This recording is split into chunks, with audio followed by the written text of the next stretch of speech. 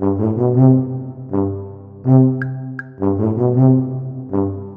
back to Talkin' Shit, where we are talking all sorts of shit. Schitt's Creek, that is. I'm Jess Sterling, and today we are talking about Season 6, Episode 11, The Bachelor Party. And as always, I am joined by someone who loves a Tahitian dolphin cruise, Stuart. Stuart, how are you? The specificity of a Tahitian dolphin cruise. Just dolphin cruise. Like, what? I mean, maybe if they got lucky, maybe there were dolphins in, like, actual Schitt's Creek. Maybe they could have Yeah. cruised up the creek. I don't know. But Tahitian, I think that's a lot for them to have dived into, right? I can't. Yeah. Why is that? Why is that acceptable to, like, just say Tahitian? There's no way that's going to be. I'm sorry, I'm really ranting on it immediately, but that. Where was in just like, Canada are you getting on a David, dolphin cruise also? exactly. I was like, Yeah. come on, buddy. Come on, sort it out. But yeah, Mhm. And of course, we're not alone. We are joined by someone who's gone from here to there, Larrier. Todd the Librarian. How are you, Todd? As stupid as this is, I'm now invested, so I guess I'm all in here. So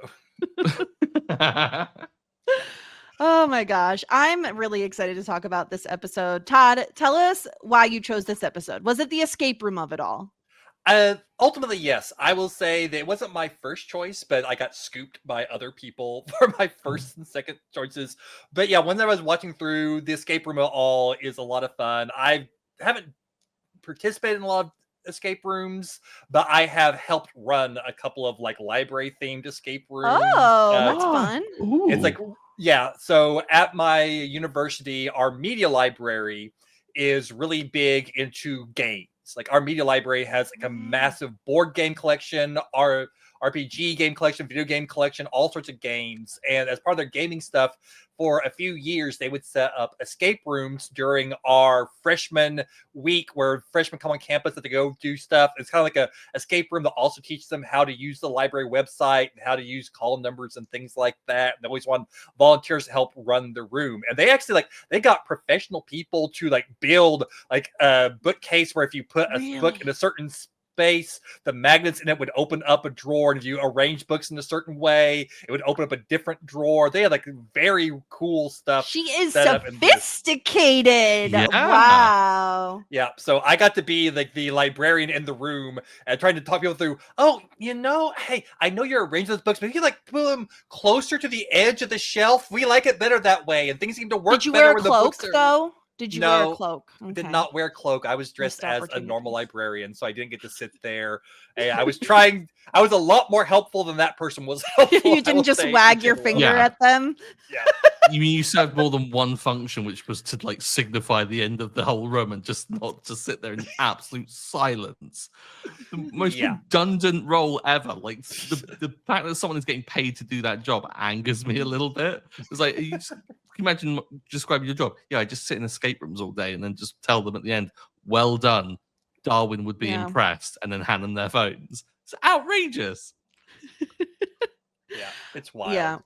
I'm really excited to get into this episode because I think there's a lot to love about this one. Obviously, the escape room of it all, but of course, the voiceover work from Moira about Larrier, and then some progression from Alexis in terms of what she's going to do now that she's not going to the Galapagos. So let's do a quick little recap up at the top here before we dive into our episode.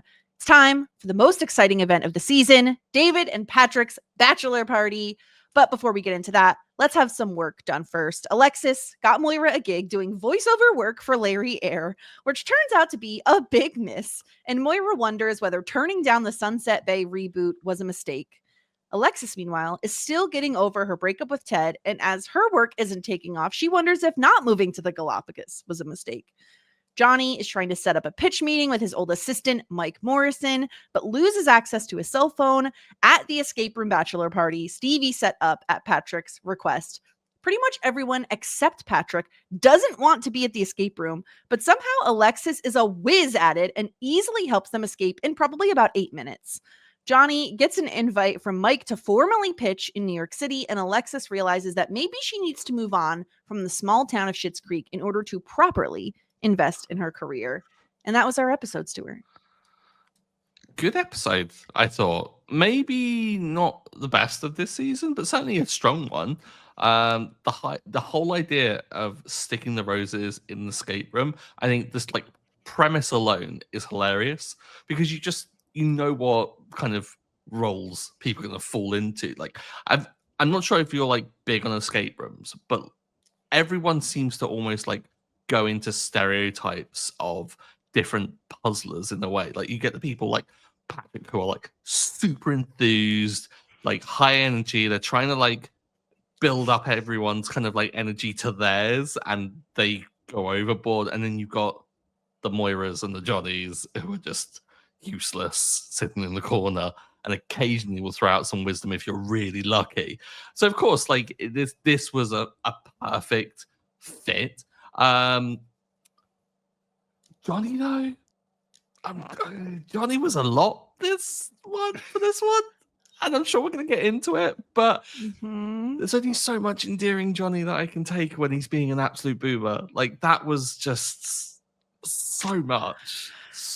Yeah, let's start with the Johnny stuff because I actually feel like Roland and Stevie were being a little hard on him in the scene where he's telling them he has contacted Mike.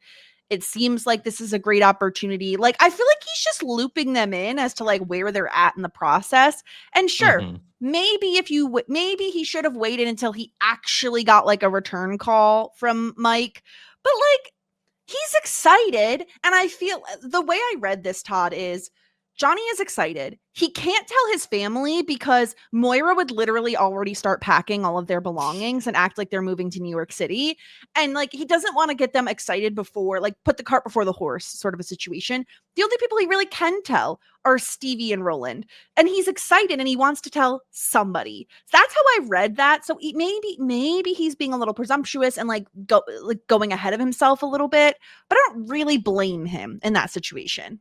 So here's the deal. I have no problem with him telling them because he's excited. I have a problem with him like summoning them immediately to the point where Roland is apparently eating lunch and has to leave his lunch behind. He has a hot little BLT waiting for him. Yeah. I mean, I'm totally on Roland's side. Like, if I'm like at lunch and I get a message from my boss saying, you need to come here immediately, I'm like, oh crap. And I get there and it's like, yeah, so something may happen or it may not. I'm like, that's fair. Pack the BLT to go. This literally could have been an email. Yes, this is the definition of exactly that. And like you say, like, pack up the BLT and take it with you. No, don't interrupt your staff when they're on lunch, Johnny. That's absolute, just outrageous. I guess. I mean, I get interrupted all the time when I'm English for work, but that does not make it right. Yeah, I guess. Yeah, he did really summon them, I suppose. It wasn't like hey guys, I have good news while we're all here. Yeah, exactly. If it had been that, I would have no problems with him like sharing and then them being like, nothing's really going on, you know, maybe be more down on them, but they're like, they have been summoned. And if you're being summoned, it needs something a little bit more concrete than, oh no, he hasn't even heard the pitch yet. He just might be willing to hear the pitch, but we don't have concrete confirmation that he will hear our pitch. It's not summoning level. It's sharing with them so we can get it out, but not summoning level. Precisely. Can we be down on Roland for like a hot second about the fact that he gets a call from someone he thinks is Ike Morrison, and he's waiting for a call from Mike Morrison? My guy, who lets Roland handle the phones? We need to stop. We need to stop this. No more with Roland on the phones, please God. Agreed 1,000%. Like, as much as I'm on Roland's side doing the summing thing, as soon as a phone call happens, like, okay, well, he's in, running for Disgruntled Pelican there, because that is just awful and dumb. Just so dumb. Yeah, it's ridiculous, Stuart. Come on. What do you expect? It's Roland. Like, I don't want to like stump Roland too much because he is like always going to be the worst person in the room in most scenarios. But Roland's meant to be maintenance. Like, he's the guy that changes the light bulbs. He's meant to be like the custodian of the place, right? He shouldn't be on phones. That's the Johnny and Stevie job. So like, they really need to get another person. Jocelyn, she was looking for part-time. No, but she'd be like making out with Roland in the back or something. Well, I don't think it's fulfilling enough for her either, really, is it? It's not like. Oh, I literally just felt myself get angry again. I could feel myself getting angry again over that. Oh, I need to calm down. Yeah, that's fair. We need to get someone else that is qualified to be on the phones because Roland should literally never be allowed on the phones. Because then Johnny basically is playing phone tag with Mike Morrison. I feel like Johnny probably should have given Mike his cell phone to begin with rather than the motel line, but that's besides the point. Now Johnny, I love that Johnny wants to play by the rules. Like, as a fellow rule follower, I can appreciate that he is like, oh, I'm not supposed to have my cell phone. Sure, let me hand it over into the lockbox. Like, I could find myself being susceptible to that sort of pressure. But no one else handed in their cell phone. And so if you're going to be distracted by the fact that the phone isn't on you, just bring it. Just bring it into the room and then be like, I have to go to the bathroom. Let me out now or I'm going to pee in the corner. Like, I think you can find a way to get out of the room. I even know I'm an old man. My bladder is weak. Like you can find a way to exit the room if you need to, right? Wow. Way to break the immersion of the whole situation of the escape room, Jess. Like, they are there working tirelessly for this. Like, when they walked into that room, I thought they had transported to the Galapagos, the amount of effort that was put into it. And you want to ruin that by Johnny faking, like, to need a pee and go outside? No, because famously, the Galapagos have no bathrooms. You do not have bathrooms in the Galapagos anywhere. Yeah. Exactly. The piss in the ocean. No, I've never known an escape room to mandate that you have to hand in your phones. I think that's a bit wild. Like, ordinarily, they might tell you not to take pictures or whatever. Because they'll tell you not to look up anything. But, and also, like, how are you going to look up the solution? Like, generally speaking, like, escape rooms are pretty unique in that. Are you going to be able to Google the answer? Like maybe like specific things you'd be able to Google, but so he hands his cell phone in. So then he hears it ringing. He's so distracted because he doesn't want to tell his family about what's going on. He doesn't want to get them excited before he has any kind of information. So he's really stuck in a tough place here. And like, I get it. I've never been in this specific situation Johnny's in, but I can imagine if you're like waiting for like a very important call on like a job interview or something, you don't want to miss that. Not that the person is going to be like, you missed my call once, never mind. But it's still something he's been like waiting on and, anxious about. So I could understand his like obsession with the cell phone in that moment. It's Johnny, so it's a little over the top, like anything to do with the roses, basically. Yeah, I feel like I think everyone's had that anxiety over expecting a phone call. Like, I feel like if you've been in a situation, it's like your whole day gets derailed because you're just there, like almost watching your phone, being like, ring, get over and done with. I need my day back. Like, stop this. I can't do anything else but focus on this. So I get that. Just don't make it other people's problem, Johnny. Like, make it your problem. Like, stop sharing the load. Like, take that burden on. You're meant to be the boss here. Cut that shit out. It's just a lot. And I get that it is such a big deal because if this does go through and they do get this influx of money and they get the whole like motel group thing up and running, then it's a huge win for them. They can make like a fair bit of money. Like, obviously it's a big thing for Stevie and Roland as well. Like Roland's got a hell of a lot riding on this, so it's a great thing to be able to deliver on. But again, I think there's a whole thing of you don't want to like put the cart before the horse. You don't want to build up people's expectations just in case. But like, kind of, there seems to be a lot of emphasis on, a big influx of money, and almost like Moira treating it as if, this is our ticket out of here. Is that going to be the case though? Because like, they're not just going to give them millions and millions of dollars and then Johnny and Moira are then going to live like millionaires again. That's going into the business, right? Does Moira think that they can just run away with the money and not actually put it into the business? I think Moira tends to jump ahead of things. Like, she sees like 10 steps into the future of like, no, of course they're going to invest this money in the business, but in her mind, they're going to franchise the motel and then they're going to make buttloads of money and then they'll be able to move wherever they want. I think she's just going way too many steps ahead rather than like it's gonna take time no matter what Mm. ends up happening. But I think she's just, overexcited as she usually is, Todd. Yeah, I agree. She is like, even though she recently did the Schitt's Creek promotional thing, is kind of like accepted that the town isn't the worst thing in the world. She still wants out. Like, even like Patrick, like, don't worry, we're not stuck here forever. Like, oh, silly boy, whatever line is there. Mhm. She like is like wants out of this town so bad. She's like the only one of the Roses who is still dead set on getting out of this town and never looking back. The rest of them have found their places and have found a way to kind of make it work. Even though she's found her place, it's still always just been something else on the horizon. I cannot be stuck here for the rest of my life. As pleasant as some of this is not me. And so anytime she sees like the hint of something getting out of here, it's like, yes, this. And except of course for Sunrise Bay, but no, she asked that tennis bracelet just because, just to ask for it. Yeah.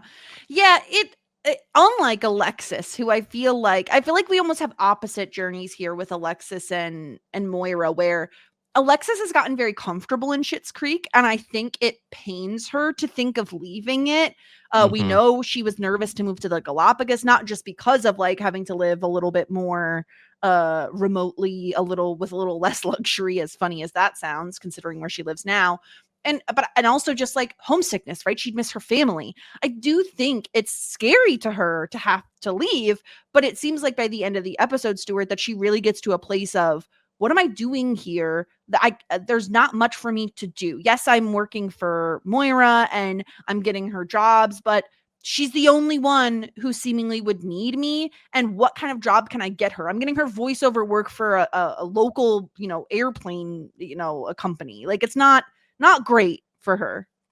No, it really isn't. And it's just the practicality of things that we've been talking about, I think, already. Is that there's not that much opportunity here. I mean, it's a small town. And she articulates it perfectly. She's like, how many people here are going to need a publicist? One, her mother. Like, that's Yeah. it.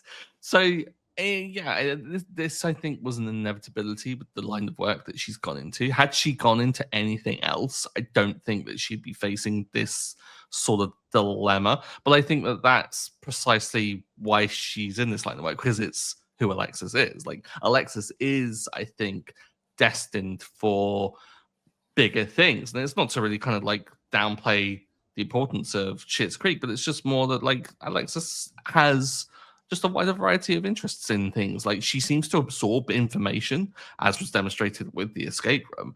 Like, she seems to be much more capable than I think that she's even aware of, and I think she needs more stimuli and more kind of like challenges to really get the most out of life for her. So I think, as perhaps labored as the little metaphor was with the the desert lily was. The succulent that she just killed.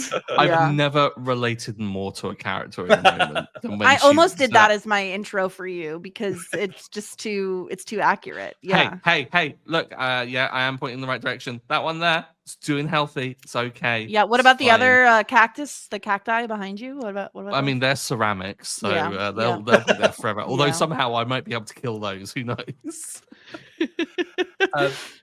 I will say that I think Alexis is missing her true calling, which is to be Moira's voice double, because that Moira impression on the Larry Air commercial is just like top notch. Laria. It's so She from just- here to there. She noped out of that completely so quickly. And I was like, no, I want more of it, please. Yeah. It is so good. It's so funny. I love her little breakdown over the cactus. David being like, no, I definitely watched you kill it slowly. It has nothing to do with outgrowing its pot. It definitely didn't grow at all. I love her little journey this episode where of course, they end up in a Galapagos themed escape room. She's freaking out. And I like David. It feels again very true to a sibling dynamic where he's getting annoyed with her because like he's like, we don't have time to make this all about you. It's my bachelor party. Like, stop it. Get over yourself. Like, I told you to wear sensible heels.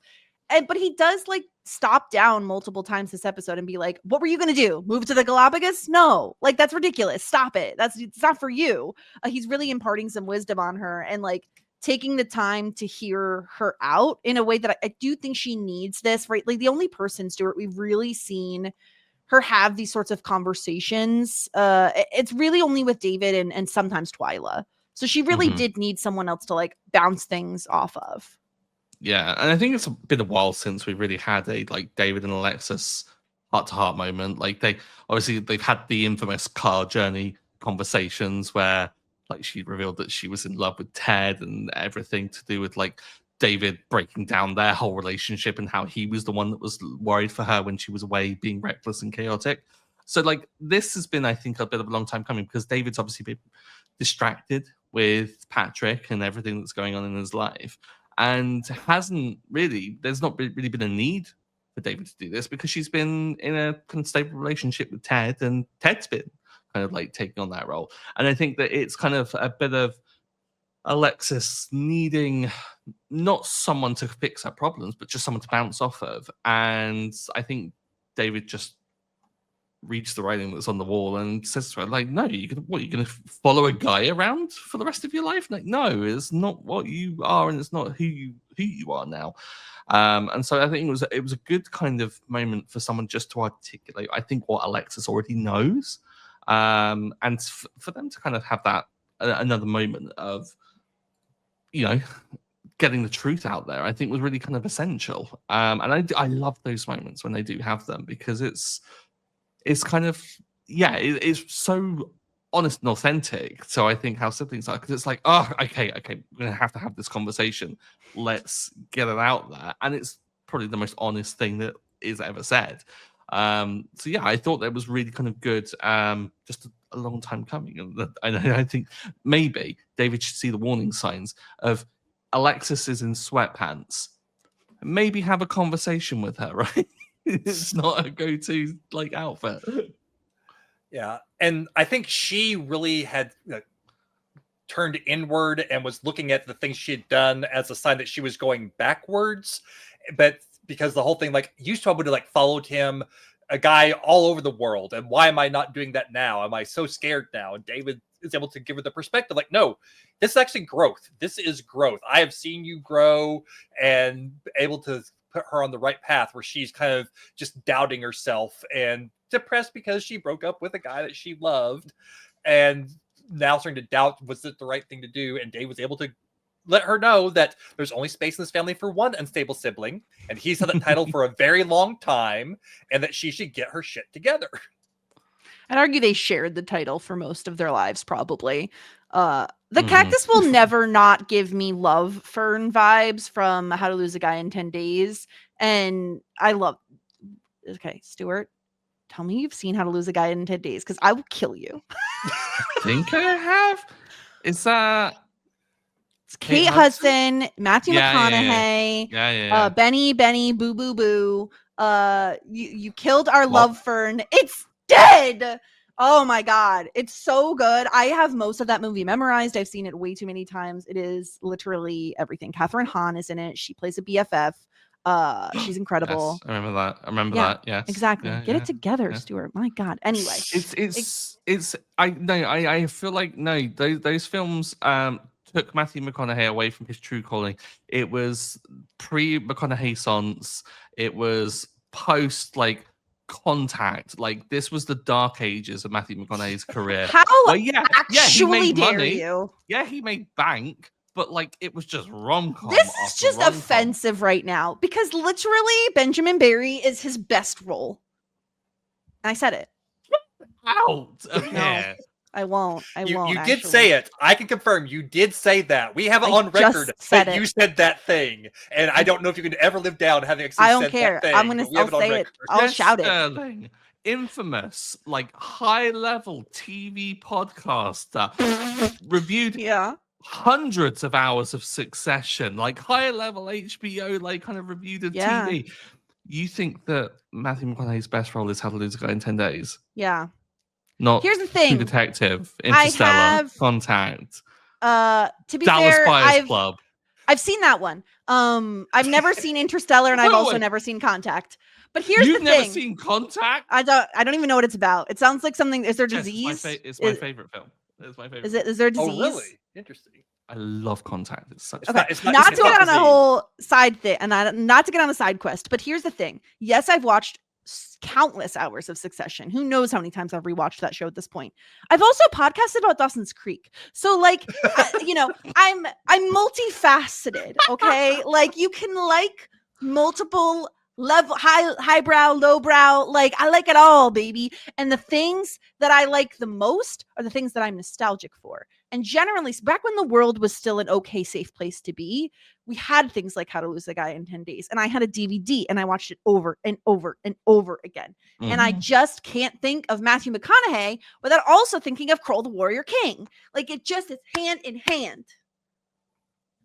That's it. Outrageous. Well, here we are. What's Contact about? Did I watch it? Maybe not your What vibe, genre? What genre is it? Like, full sci-fi, big theme sci-fi. Yeah. Carl Sagan. Is it long? Pretty long. Yeah. Is it over 2 hours? Yeah, it's a I don't think I'm watching this movie. Not for me. Listen, whatever happened to the 90-minute movie? Whatever happened to that? They're all movies now. Horror movies are generally less than 90 minutes most of the time. Todd, I understand why you love a horror movie. I recently watched A Quiet Place for the first time. It was like 90 minutes, and it was chef's kiss beautiful. Loved every second of it. Glad you enjoyed it. I mean, it was a movie I saw in the theater, and like the fun part was like people like not making noise because they couldn't. Yeah, like everyone, like the slight little noise in the like someone loud. Like their straw squeaking and everyone's like heads are turning around to like be quiet. It was like I can't imagine trying to watch it in the theater. Now, it was like okay, Todd, your reaction. Did you not like that movie? No, I love A Quiet Place. Okay. Well, the way you said, I'm glad you liked it, was good. I was gonna be like but I hated it. Like that's what I thought was coming. Oh, good. Shoot. Okay, we're on the same page here. I'm feeling better now. There was one time where there's a lot of movies. I know we're taking a huge side quest, but it's important. Here's the thing. If you're going to have children in your film, don't have them do dumb things because I'm going to get mad at them and I don't want to be mad at kids, but like you're kind of forcing my hand sometimes. There's some dumb kid moves in that movie that do truly irritate me. But in the entire time, Todd, what I was thinking the entire time I'm watching it, which is I would instantly be dead. Like the minute that monster shows up, I am toast. I am dead. If I'm not talking, I'm bumping into something. I'm dropping something. There's no way that if you haven't seen A Quiet Place, the premise is that there are monsters that hear sound. So you have to be insanely quiet. Like you can't even have conversations. I'm dead. I'm gone. Buried. Done. More so than even in a zombie apocalypse. If the monster can hear me, it's over for me. Yeah. Anyway. I like the idea of let's have a film where like the monster is like something that's sound activated. We're gonna have a kid, and our solution: shove it in a box and make it quiet whenever it comes about. Like I'd be threatening the kids with that as punishment for the rest of their lives. I'm like, if you don't do your we'll put you in the box. In the box, you go, kid. Yeah. The worst thing you could possibly do in a world where you can't make noise is get pregnant. Whose idea was that? How do you even? Let's be real. Again, I'm not trying to give you any insight into my own life, but like, how are you conceiving the child? Like, how are you doing that? It's just a really awkward, very quiet night together, right? It's like very awkward, especially because think about it. The kids can't make any noise either, so they're hearing. Unless they've got a box for that, like separate, Go in the box. Yeah, it's mommy and daddy time. Be quiet in the box. Thank you.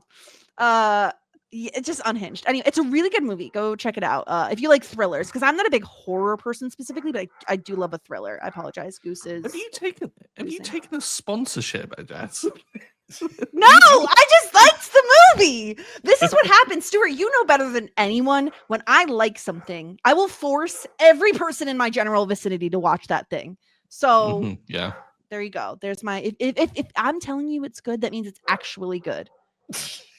Just saying. Right. Okay. Fair play. Yeah. You counterpoint. How to lose a guy in 10 days. So it's a great movie, and it's honestly maybe my favorite rom-com of all time. Wow. That's a bold claim.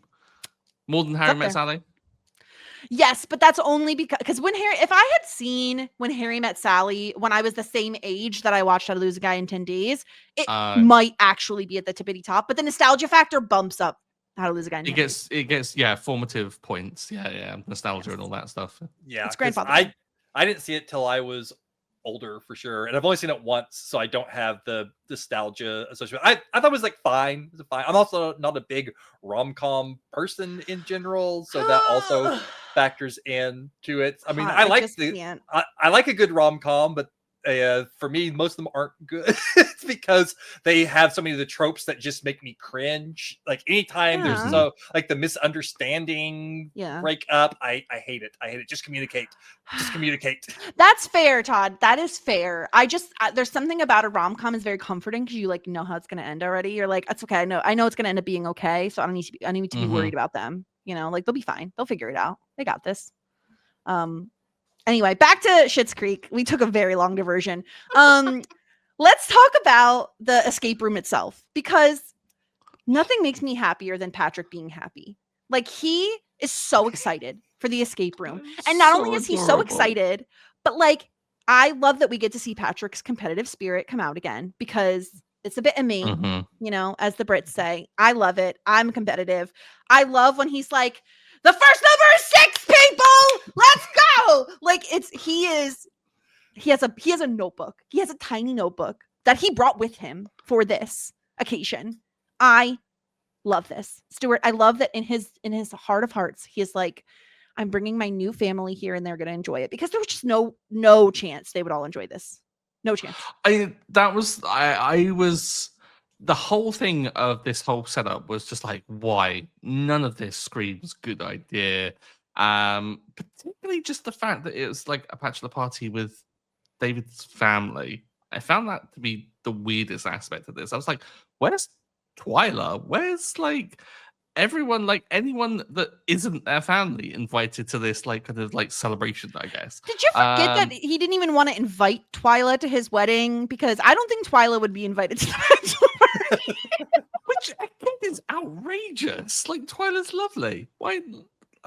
Anyway, but it wasn't until like Patrick did the whole, this is a Brewer family tradition. They obviously can't be here for like this one, so I want to extend this tradition with you all. I was like, my little heart. Just in that moment, I was like, that's adorable and just the most lovely gesture, but also a great way to like get bonus points for like not being judged for being super uber competitive, of which he absolutely is. And yeah, definitely didn't display or exhibit traits that I tend to exhibit when it comes to an escape room, because I get so competitive. I'm like, we're gonna smash this. My first words after any escape room is, how do we do against the average? Like, what's the you're that guy. Are you like the quarterback? Are you like the one who's like directing people on like what to do? I'm the one pre-room briefing people and saying, look, okay, the key to this is communication. The worst thing that we can do is people getting information and not sharing it. Put everything that we find in one location, have it all there. We all work for the same thing. And everyone's like, all right, sure. Like, I don't care as much as you do. And I'm like, get it together. And then I'm also a bit like David. Like, when David unlocks the thing and then like gets the clue, he's like, oh my God. That was me. Like, definitely. I'm just so happy whenever I solve anything. I'm like, I feel so smart. Ridiculous. Todd, what role do you take in escape rooms? Well, I've only participated in one as just like a participant, and it was a big group of people, and it was very fractured because people were each going to their own little things, and they were not sharing information well, or they were not listening, because I know there's at least one puzzle that I had to keep telling people, no, someone's already gotten that part. Stop with that part. Someone's already got the thing out of there. Look for something else. Like, we keep people over there playing with something. I'm like, well, it's gotta be something else here. Like, no, there's something else somewhere else. You gotta find something somewhere else. So I was trying to keep people on track, but I was also trying to solve things. It was a mess. We got out of there, but it was chaos, and I don't do well with the chaos. So but it was also my first time ever doing an escape room, so I didn't have like Stuart's mindset of here's how to do it. And if I did it again, I would probably be trying to shepherd people, because I have fallen into that role a lot in my life of trying to keep things on track. I try so hard not to play D&D characters that put everything on track, but I keep finding myself doing that in so You're the many dad of my of the group. games. Yeah. Which I currently am in a game where I am playing a character who is complete chaos, and it is great because I am not even remotely trying to do that. But I had to like build a character. No, this character is like negatives in everything, in wisdom and charisma. He just like is not going to get it, and he is not going to do what you want him to do, and it is so freeing. But for the most part, I find myself like my longest played character who you both played with, my Bard Weird, was originally going to be like a kind of chaotic character, but then I just found myself like in that game just kind of being, no, he's like, he's everybody's friend and he cares about people and he's like always trying to do the right thing. I'm like, this is not how I designed him, but that's how it kind of happened because I just kind of fell into that role. So I would probably do that in the escape room as well. It'd be the person trying to make sure people are on track, but probably not doing a very good job of it because I get so stressed out in the chaos of it all. Yeah. It certainly heightens, I think, people's like who they are really, and like gets those like fundamentals like to kind of come to the surface, much like kind of D&D characters. Unless, like you say, with D&D characters, you really are like, no, I'm playing this role, and I'm going to like change this fundamental aspect of my personality and do it that way. I had an escape room recently where we because we did it as a work thing, so we had 3 escape rooms going at the same time. We were all in different groups, and we tried to mix it up so we weren't with like team members that we knew, kind of thing. Bit awkward at the start, but what made it even more awkward was that it was a time machine one, and part of it involved us going into the time machine, and the time machine would spin around, and basically we just went into a shed that was on like a little spinner thing, and quite clearly hear the person like facilitating it just outside, just shifting the shed around, and we were just like, as the lights kind of flashed, we were like, "Ooh, we're going to Paris in the 30s." That's so stupid. But yeah, it's really fun. I love just the absurdity of escape rooms. Sometimes it's like if you buy into the premise, just like D&D, if you buy into what's set up and thrown at you, you can have a load of fun with it. But yeah, it does. I mean, just like with D&D, it brings out things so that you've got to deal with the social aspect of people at a table, and people, when it comes to games, act quite differently. I'm surprised, though, that David, in this whole situation, didn't have much of a bite initially because of, obviously, his enthusiasm for board game night. I was like, 2 of those are very similarly coded. And then when David was getting into it by the end, it was really kind of competitive. I was like, there's the David we know and love. Like, that's definitely, you can't hide it. Like, it's always there. And it tracks that Stevie would get into it as well, I think, right? When they get the like flashlight that has the codex thing on it, like she's starting to get into it as well. I like that the person who's not really invested in Alexis is the one who's actually best suited for it, because she has all this random knowledge that because of she's very well traveled. She's had a lot of strange, varied experiences in her life, and it really helps out. I just love that she is the one. And I like that also Patrick seems a little bothered at how quickly she gets everything. Like when they actually get out, he's like annoyed that it's like, it's supposed to be an hour. Like that's how long they have to escape. And they're done in like less than 10 minutes because Stevie picked the easiest option for all of them to do, which is the smart choice, right? For like a group that has never done an escape room together before. But it's so funny because I think I'd be like Patrick too, where I'd be a little annoyed if someone who's never done an escape room just comes in. It's like the person who doesn't study for the test but gets like 100. Like it's just like, I hate you. Like you're annoying. Stop. I would be irritated too, honestly. I wouldn't be happy that she got us out of there early. I'd be like, great, I did nothing. I contributed absolutely nothing. I would not be. I don't work well in groups. Wow. Yeah, getting that sense. I'm getting that sense a little bit. I hate group projects because I not only do I want to do the work and not have to rely on other people, but I want the credit for the work. And you can't get the credit for the work if you're in a group it's like, oh, joint credit. Like, oh, great. Yeah. Worst part of group projects is when other people get credit for your work and you just have to bite your tongue and just deal with it. And you're like, yes, the group did well. Thank you. It's like, I hate group projects so much. I can listen, I can riff with people, and like that's why like I like D&D. It's like a social game that is different because you're with people who are also bought in and also participating. It's with when you're with the people who aren't bought in and like aren't helping that I just like every vein in my body just like pops out with rage. Like especially because I'm someone who needs to succeed. Like I'm like, driven to succeed. And if you were going to jeopardize my grade, I had like a really bad experience in college with a group project that scarred me for life. I have some trauma for an honor sociology class in college where the group just argued over like one phrase in the introduction of our thing, and it just like one of my best friends and then this girl that I really couldn't stand, and they're just both like arguing and arguing and arguing. I'm like, I sort of go, buddy, just let her have the point. We need to move on. We can't. But they hated each other too, and it was just like this, like just sitting there going, please make it stop. Please just make it stop. Yeah, group projects, no fun. It's funny that you mentioned earlier Paris from Gilmore Girls, because I'm like doing a watch of it for the first time, and I got to the one where they're doing like debate prep, and it's the one where Rory like joins the coven, as I'm calling them, of just the three of them. You need a Paris. You need a Paris to be like, no, we're doing this. I'm leading. Follow my North Star, and I will guide you to the promised land. Like you have to have that controlling Type A personality to get you over the line.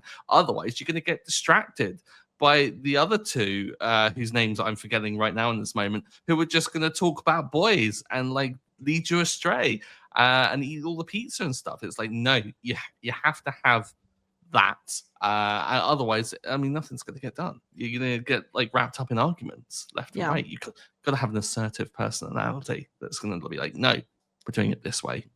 Shut up. Yeah, but I think my favorite of all the things that Alexis does whenever she's like on a roll is like, you need to find something Egyptian like Rami Malek or pyramids. Oh, it's so good. It's so good. And they do end up escaping, and Johnny has to tell them all about the Mike Morrison thing because he's waiting on so many voicemails and on and on and on. And everyone is very excited for him, which is really lovely. And then we do get the Alexis and David like at the bar kind of having a little chit chat about her wanting to maybe move on from things. I really like this episode. I think it's really fun. Yeah, I wish they spent more time in the escape room. Obviously, of course. Yeah. Like, who wouldn't wish that? We have 20 something minutes. Like, there's not a ton of time, right? Like, I don't know, Todd. I can think of an episode. Like, let's pretend this was an episode of Community. We would have spent the entire episode in the escape room. Like, it would have been so intensely escape room themed. This isn't the show Community. That's like not really what they're doing. So I can't really begrudge them for the fact that we only spent like less than half the episode in the actual escape room. Yeah, I would have loved more of the escape room, but at least it's not Cobra Kai, which sets up an escape room in one episode and then it never actually happens because, of course, a fight breaks out because it's Cobra Kai and fights always break out. But I was so excited, like all the teases of this escape room that Johnny was setting up, and I was just cracking up at the thought of like his son and his surrogate son basically like having to work together in this escape room, and of course, it never happens. And it's one of my favorite episodes of the series, but also I will never forgive them for not doing the escape room. It's like this very weird feeling to have about that. But at least we got the escape room. At least we got to see them in the escape room and see Alexis blossoming and everything. So it's good. It's fun. I would have liked a little bit more, but take what you can get sometimes.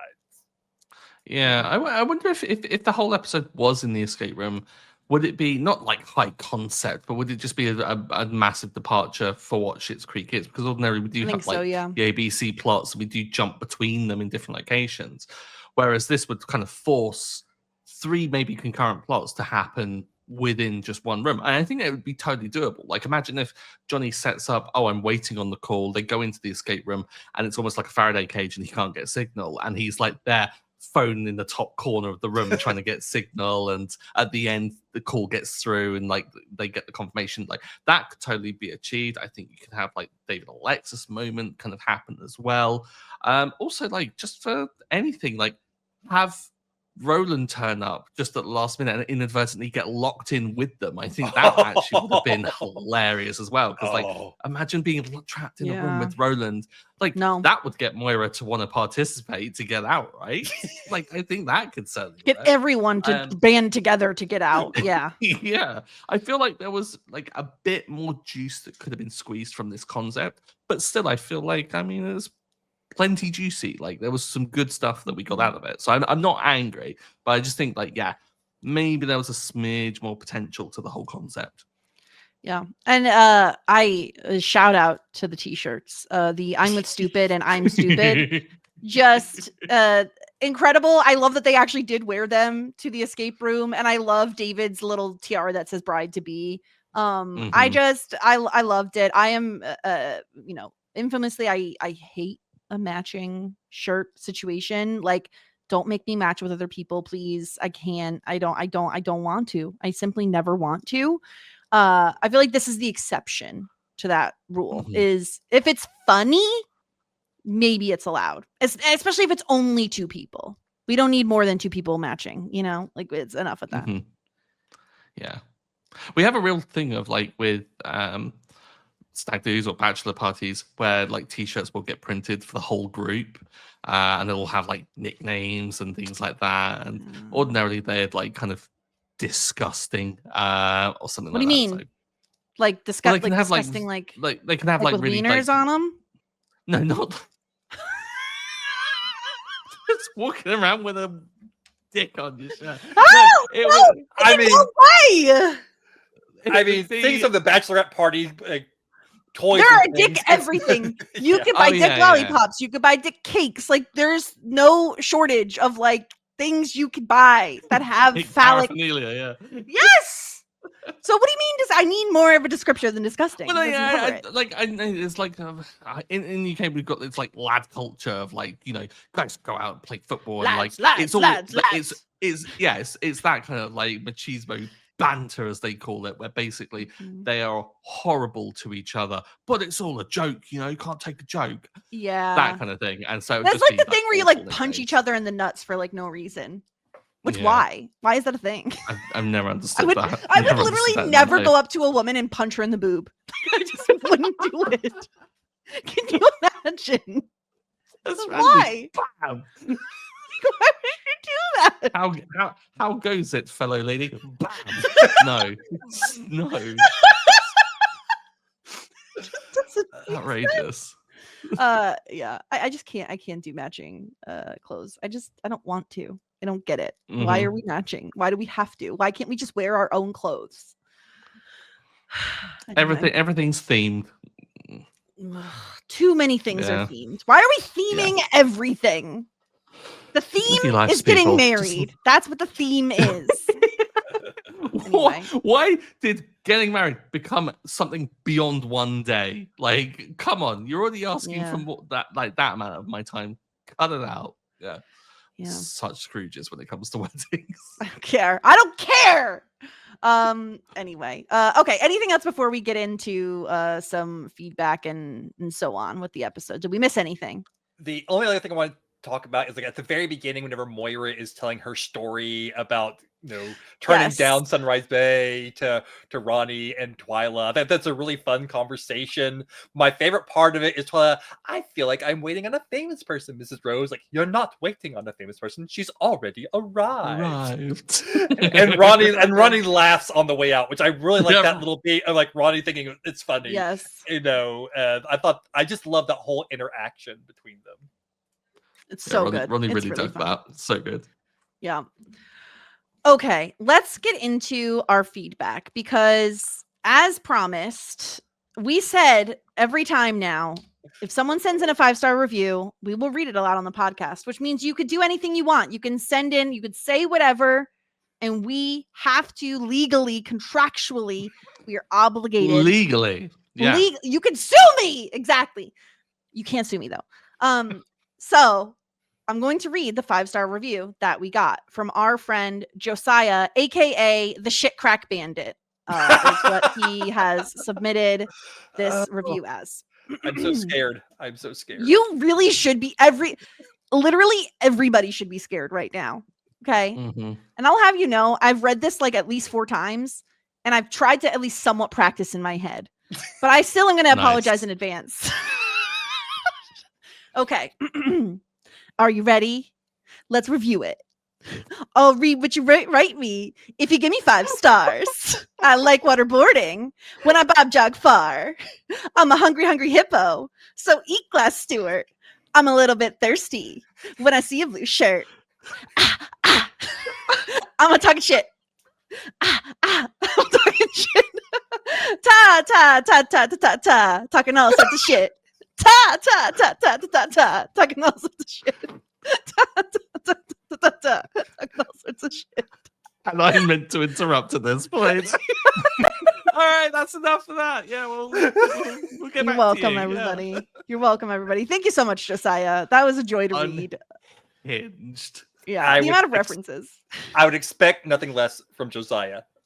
Anybody who knows Josiah knows that he loves to write parodies. He is like prolific in that way. So incredible work. Incredible work. I love that I got to tell Stuart to eat glass in the middle of the song as well. Yeah, thanks for that. Yeah, I appreciate that. Incredible. We got too many references. Bob jogging, waterboarding, hungry hippos, blue shirt thirst. Yeah. Thirsty for blue.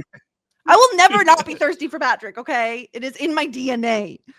So yeah, there's still time, people. If you want to write a 5-star review, contractually, legally, I am obligated to read it on the podcast. So and you only have a few episodes left. Oh, don't even remind me. I'm not ready. Okay, let's get into our ratings here, because as usual, we have to give out some points for Simply the Best and Disgruntled Pelican. Todd, why don't you start us off? Who is simply the best this episode? Who you got for some contenders?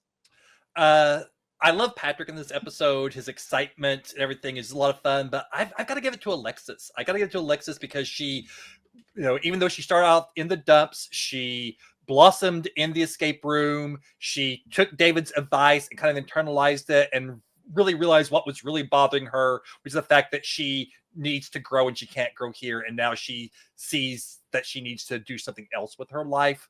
I love all of that with her. So she is simply the best. Okay. Stuart, what do you think? Alexis was definitely up there for me as one of my options.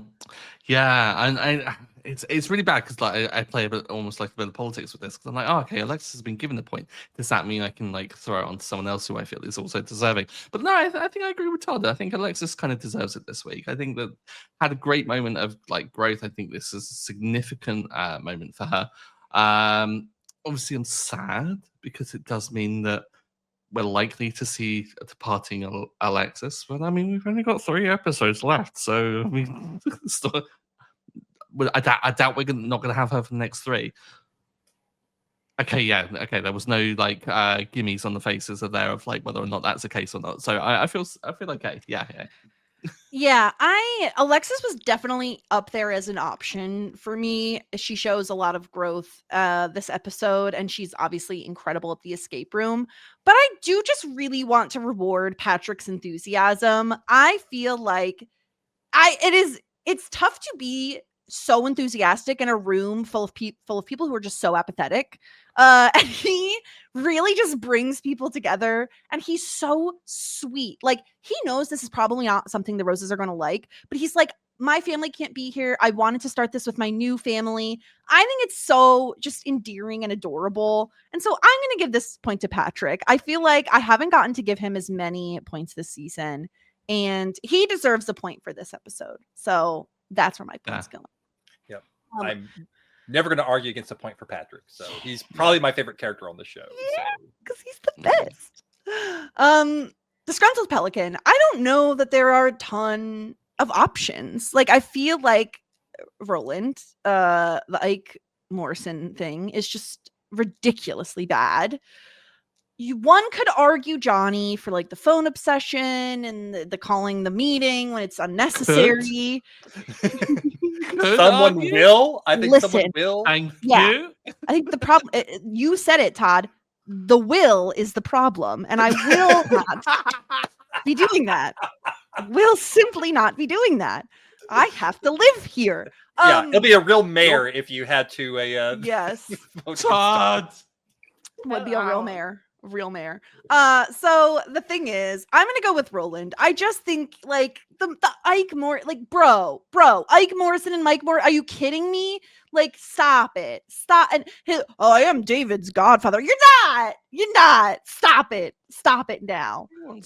He wants to be. I just don't know that there's anybody else who is bad enough to warrant a point besides Roland. So that's where I'm going.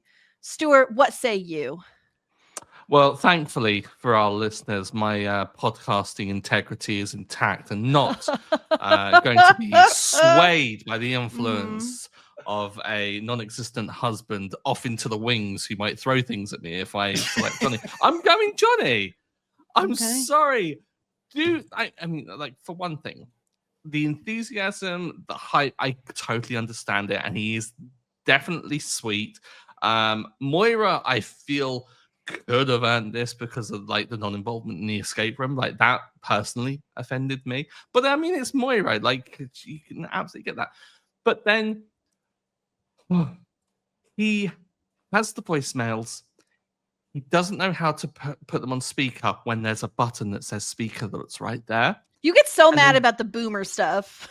It angers me. And then he proceeds to play 2 voicemails from 2 other people that go and hurt Patrick's feelings when that was totally unnecessary. How about you go and select the number that you don't recognize there, Johnny? Maybe not the contacts that are listed as your wife and your son, both articulating that they want to be there for the bachelor party. Unbelievable. Johnny absolutely deserves it this week, and I will die on a hill if Will shouts at me. Stuart, bold of you to assume that Johnny knows how to enter in the names for his contacts in his phone so that he knew who those numbers were. He probably does remember the numbers, right? He's like, oh yeah, it's that. God. So mean. What about you, Todd? Who are you giving your disgruntled pelican point to? Man, this is a rough one. Do I want to troll Will, or do I want to give it to the person who actively made me go, that is so dumb? I'm really tempted to troll Will, but I'm not going to, because the Ike Mike thing of it all is just too much for me. It's just so dumb. I mean, I hear you, Stuart. Johnny actually is like in the running for me. Johnny annoyed me a lot this episode, but that Ike Mike of it all is just, sometimes they make Roland too dumb for me, Yeah. And I feel like this is an example of Roland being too dumb. Roland being dumb is fine, but Roland does have flashes. Like, there are things that he actually, like, he's quick-witted on certain things, but to think that Ike Morrison and Mike Morrison are 2 different people and not make the connection is just beyond the pale for me. So it has to be Roland. Yes, solid choice. Solid choice. Okay. Listen, Stuart, I feel like the show heard us and they were like, not enough wigs? We'll give you multiple per episode towards the end. So we have 2 wigs to discuss today. The first one, it's giving Beetlejuice vibes, probably because of the lime green outfit that she's wearing. We have like a possibly silvery... the Catherine O'Hara of it all. I'm not dating that with a response. Sorry. So we have a like shoulder length, straight kind of gray silver with like a long swoopy side bang. What do you think of this, Stuart? I mean, a very resplendent, very business-looking, confident wig. I feel like this is absolutely a reflection of someone that turned down a huge contract of money, one where she was demanding $100,000 more than a co-star, which means it's probably in like this. I mean, definitely 6 figures, maybe 7-figure like contract that she's turned down. That's wild. And paired with an outfit that blended into the gloves, which I thought was fantastic. Like, a good choice. Yeah, Todd, what do you think? Yeah, it's I like the swooping over the eye. I think that feels very, old school Hollywood, Veronica Lake type thing. So I really like that look. Yeah, it's a good one. And then our second look, we have I don't know how to describe this? It's like ramen noodles, kind of like Justin Timberlake grew it out in the early days. Yeah. Yes, with It's bangs. Like, frazzled is the word that just comes to mind when I look at it. Just frazzled. Yes, yeah. I love it. I do think it's a vibe, and I also love it paired with this like leather and lace doily kind of look that she has going on for the escape room. Mhm. I feel like it fits the vibe of an escape room well. It does. I'm thinking it looks super absorbent and would look great on the end of a mop. Like, I know. I think I agree with Jess that it feels fitting for Moira in an escape room. That's what I'm saying. Not Moira anybody. is frazzled in the escape room. Yeah. So this is like how she feels at the thought of having to do an escape room. I think it was probably a better wig beforehand, and then she heard she's doing an escape room, and the wig instantly transformed into this just from her vibes alone.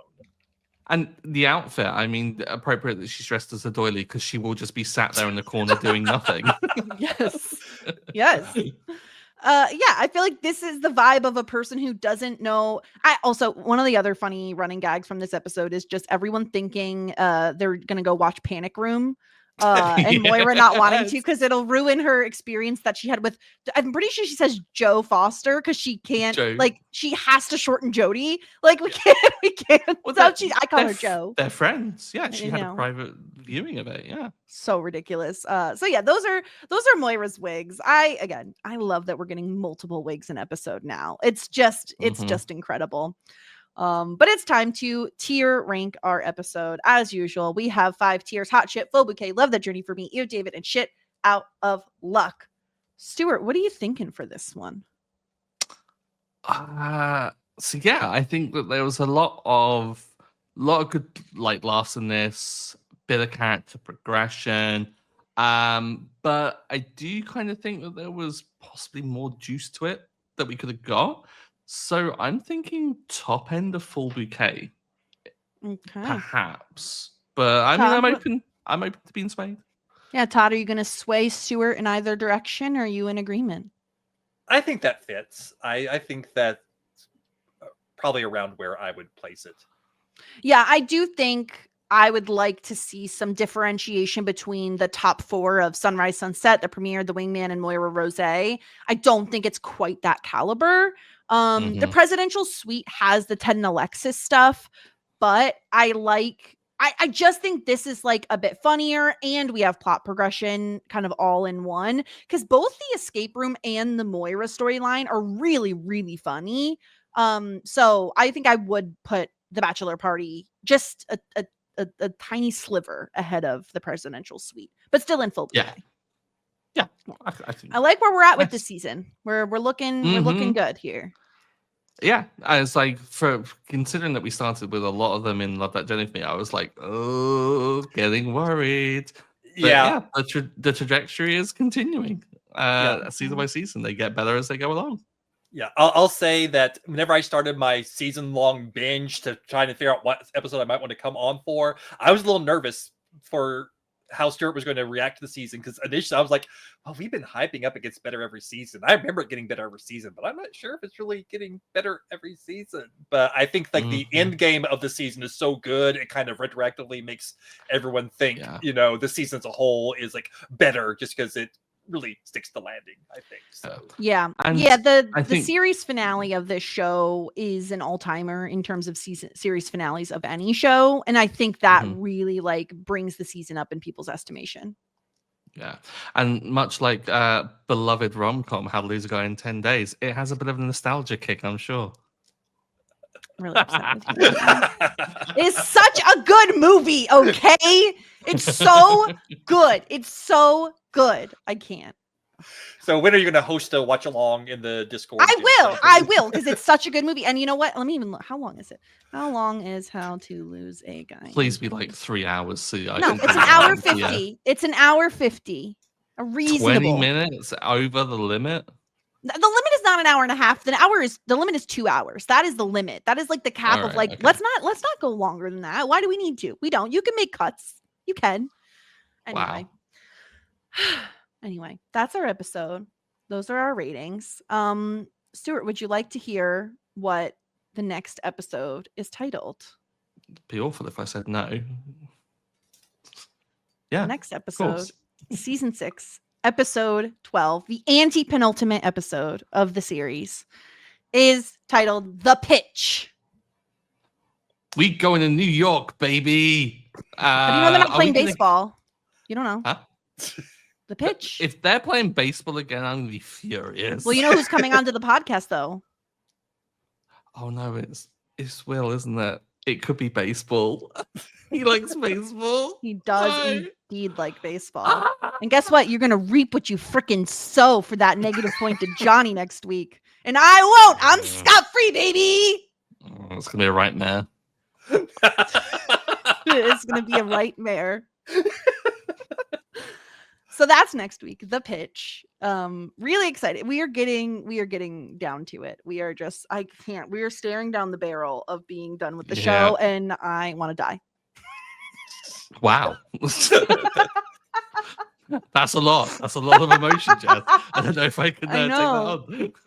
I know. It's a lot. It's how I feel. It's how I felt in real time. I'm really excited to talk about, because I have a terrible memory. And so I hardly ever remember like this was where I was when I watched this thing. Like it takes a lot for me to remember specifically watching an episode of TV for the first time. There are very few things, like Succession is one, Lost is one, where I can remember like what I was doing, where I was, everything. Mm-hmm. The series finale of Schitt's Creek, I will forever remember exactly watching it, how I felt, where I was. So I'm really excited to dive into that because it is, but I'm also sad, but I'm also excited. So there's a lot of feelings and emotions happening. Yeah. I'm looking forward to it. Todd, thank you so much for coming on, as always. Yeah. We were so happy to have you here. You're our second to last guest on the podcast. So wow. I know. Feel honored, I guess. I don't know if that's a thing, but yeah, sure. What do you have going on? Where can people find you? What are you up to? You can find me over on Whirlwind Podcasts, where I'm podcasting about Everwood Season 2 on One Indescribable podcast. On Tuning In, Tommy and I are making our way through Gravity Falls Season 2. Zed and I are making our way through Peacemaker Season 2. Lots of Season 2 coverage from me right now. But also, Previous Little Liars is back. We are right now posting our full episode watches of season 3 of Pretty Little Liars, but we'll soon be starting up our season 4 of Pretty Little Liars, only watching the previously ons, and I'm the only one that's actually seen the show, and the rest of them are trying to figure out what's going on from the previously ons. It's a lot of fun. It's horribly frustrating at times, but also a lot of fun. So that's the big stuff you can find me. You can also find me at Librarian Todd, because Todd Librarian has too many characters on most social media platforms. Or if you have thoughts about Whirlwind podcast@gmail.com, or Whirlwind Pods on most social media platforms. Incredible. Amazing. I'm still covering Buffy over on Shit 90 Shows Taught Me. We're in season 5. Let's see what's going on over there. Sarah and I often are debating about whether Riley is boring or not. What else are we debating? I don't know, all kinds of stuff. Little Sisters right now is a big topic of debate, how annoying siblings are. It's not the younger siblings' fault that they were born second and get more attention from their parents. They were born into it, all right? They just want to be involved. They love their siblings. Sue them. That's all I have to say on that. Anyway, Stuart, do you have thoughts? Well, you're your older sibling. I don't want to know your thoughts. Yeah, I'm biting my tongue completely. Yeah, I don't want to know your thoughts. They're not useful to me. Wow. So that's that. That's what's going on with Buffy. Stuart, anything you want to talk about? Anything you want to tell the people about? Anything new? Oh my god. So yeah, no podcasting about anything. So I'll give you a TV update as per usual. The Gilmore Girls first watch is going on. I think I'm on like early season 2. How's Rory's love life going? Who are Rory and Lorelai dating currently? Lorelai has just ditched Max. Right, okay. Medina. Medina. Yeah. Rory and Dean are back together. Okay. And okay. All right. Okay. There's that, I guess. Yeah, so I'm like waiting for real things to like kick back off. But yeah, I'm on a bit of a pause because obviously Survivor started back up, and I'm like watching that. So yeah. Yeah, Survivor has started back up. Thankfully, Big Brother is ending soon. Praise the freaking Lord. That is almost over. And Survivor is really kicking off. My winner pick, Steven. He's looking pretty good. He's pretty happy. Mm-hmm. My winner pick that was selected by a dice roll hasn't had much TV time, so we'll see. Who was your winner pick selected by a dice roll again? For the people, Jason. for the record? Jason, right? Jason, nerdy, Super Smash Bros. Player, Jason. Oh right? yeah, nerdy Super Smash Bros. Player, and is on the most unbearable tribe ever with how positive and loud they are. And I'm just like, guys, tone it down. Hina. Cut that crap out. I don't know how you can say. I apologize for anyone who doesn't care about Survivor. You can we'll be back next week. It's fine. You can leave. Here's the thing. Blue is way more annoying than Yellow because they're at tribal council, all smiles, all cackling, all laughter. How dare this is serious business. How dare you? Yeah. This is apparently everyone's dream to come on this show, and you get to tribal council, and you are literally 3 votes away from being kicked off of this thing forever and being a first boot, and you're laughing. Get out of here. Just not the energy. Take it seriously, people. I miss when Survivor was the be all and end all of people's existences. I wanted people to just go into despair if they get voted off. I want that kind of reaction. I want people to be sobbing when they leave. None of this oh, had a great time. Oh, isn't this wonderful? No, cut that crap Love you out. guys. Hope you win. Yeah. No, I hope you burn in hell. Get out of here. You've known these people for 2 days, and you're saying I love you. I barely say that to my family. Cut that out. Yeah, I'm with you, Stuart. Don't smile at tribal council. This is a sad affair. This is a travesty. You're voting someone out. Hina can be as happy as they want to be because they're fine. They're winning. They have supplies. They're winning immunities. Go off. Be your happy little selves. Blue, however, you need to be a little messier. Stop it. And also, can I just ask? We're getting out. I don't care. Who gets one nipple ring? Podcast. Who gets one nipple ring? Why? What is wrong with you? Why not get 2 if you're going to get 1? What is the point of a single nipple ring? I can't answer that. I don't have any thoughts about the number of nipple rings. I didn't think it was that unusual to just have one. It's fine. I mean, I'm more concerned about it so many times. Yeah. Do you feel like all nipples should be pierced if you? No, I don't think. I really don't think you need to pierce your nipples at any point. But if you're gonna pierce one, pierce both of them. You're uneven. David last season, he'd have had 4 piercings on his chest. So many nipples. So many nipples. Yeah. If you're gonna pierce one, you have to pierce both because you're lopsided. He probably is bending to one side. It doesn't. What are you doing? Asymmetry is a fashion choice, though. So yeah. Also, Stuart, if you Stuart, if you had mud on your face, would you ask someone to spit water in your eyes? No. Weirdest choice in the world, right? Oh, thank God for Mike Bloom asking the real questions in the exit interviews, I will say.